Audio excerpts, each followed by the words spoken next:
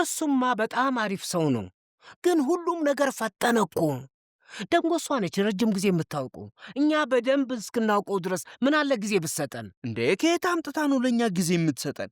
ይኸውልህ አባዬ፣ በአሁን ሰዓት ረዱ አግብታ ካልወጣች ሬሷ ነው የሚወጣው። ስላረጀሽ ማለት ነው። ይላችሁ እኔ ግን ሳስበው ረዱ መቼም ወስና ከዚህ ቤት የምትወጣ አይመስለኝም። እንዴ አስቡት እስኪ፣ የምናወራው እኮ ስለ ረዱ ነው። የቤታችን ዋሊያ እኮ ነች።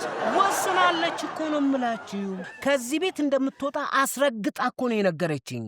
ከጩባው ጋር ባልስማማ ደስ ይለኝ ነበር፣ ግን እውነቱን ነው። ብትወጣ ኖሮ እስከ ዛሬ ወስና ትወጣ ነበር። እኔ ግን በእርግጠኝነት የምትወጣ ይመስለኛል።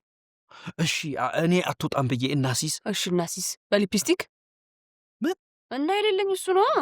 ጭንቅላትስ በብር አስይዘን ከበላሽኝ በእሷ አትገዢ። ኧረ የሌለውን ነገር አደብድቢው። ድሮ ከእናንተ ደህና ነገር እንደማላገኝ አውቀዋለሁ። እንዲሁ ድከም ሲለኝ ነው። እንዴ እንደውም እኔ በጣም አሪፍ ሐሳብ መጣል። የምን ሐሳብ?